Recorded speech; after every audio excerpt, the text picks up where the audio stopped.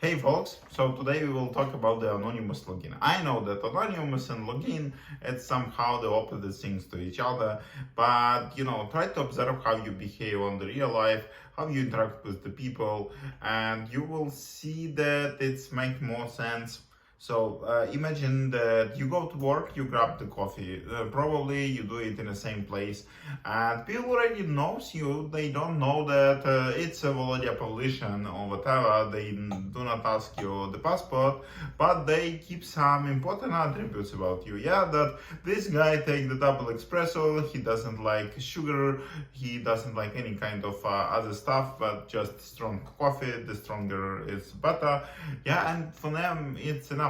And a lot of transactions in our reality happens in this anonymous way, that you interact for the short time.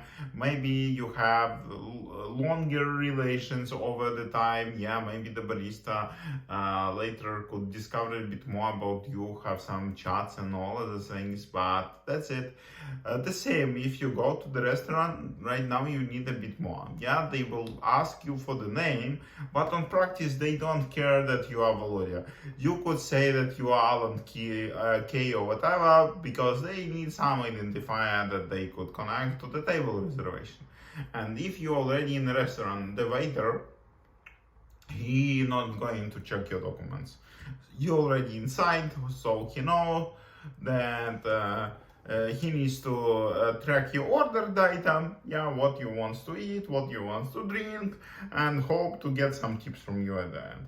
And you trust him enough to give your credit card to him. So that's it. So it's the full world of short-living pseudo-anonymous connections in our real life. But when we go online, we have completely opposite shitty experience, that they ask you everything. They ask you your address, they ask you your credit card, they ask you your name, the birthday, the phone number, the color of the eyes of your cat, and all the things, because they can.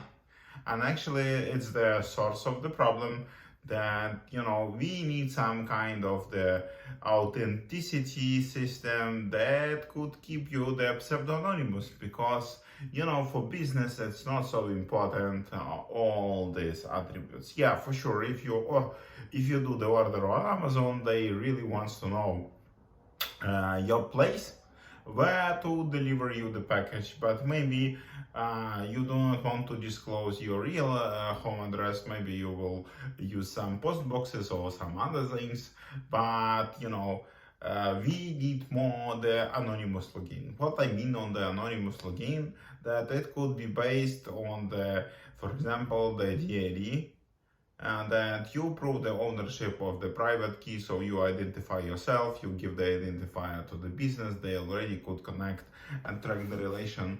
Or maybe you want to build something like a more ticketing system, yeah, that you give the people possibility to use your service on some conditions, and you give them the VC. Yeah, and you could use the VP exchange protocol that prove that, you see, I have this kind of data, it was issued by this guy, so I have a right to do something, and that's already good enough. And it's anonymous, because they don't care who you are, they more care what you could do, and that's it. So it's a huge space of the attributed based authorization, data based authorization.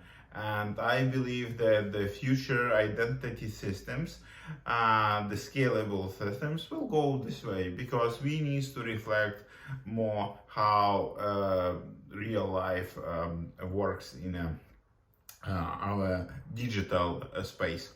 So that's why the idea of the anonymous login actually could be implemented with the DDoS protocol, or in some more complex cases could be implemented as the data exchange and attributed exchange.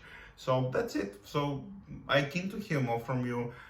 If you do something in a SSI space or identity domain, or you interested how to build the identity in a proper way and not to risk with the user data, and you want to use it for your own business, just let me know. I'm open for the consulting, so I will be happy to hear more from you. Have a nice day. Choose.